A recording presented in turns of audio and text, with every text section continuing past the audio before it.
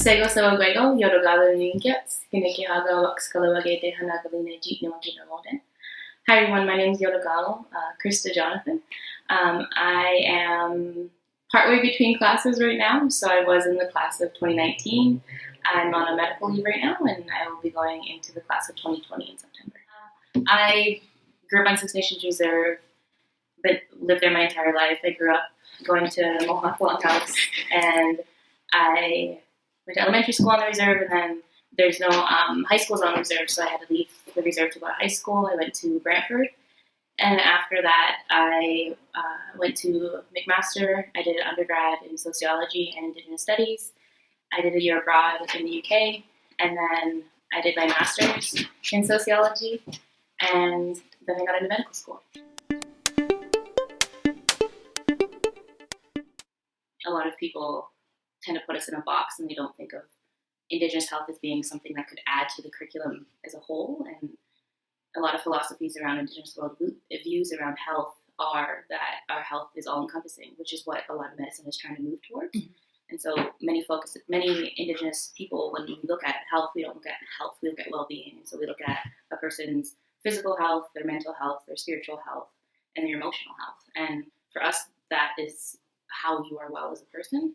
And so the physical part of it, which is like traditional or Western medicine, is just one aspect of health. And so if we look at trying to incorporate an Indigenous worldview into medicine, you would broaden that. You would bring in the social determinants of health. You would bring in how a person was raised and how they're feeling and how, like, everything that makes them who they are.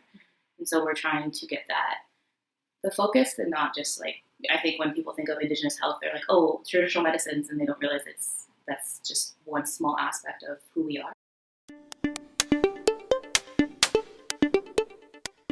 For me, in order for us to try and reduce that, it needs to come systemically. The change needs to happen across the board, and not just at small schools, like small changes. It needs to happen across the board.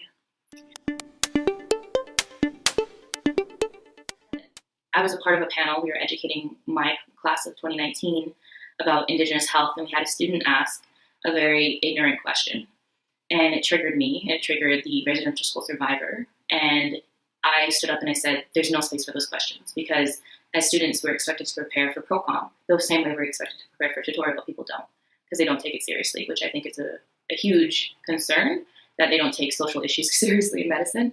But for me, I got a lot of backlash from the administration and from preceptors and from my peers for saying that class, like that, there was no room for those types of questions.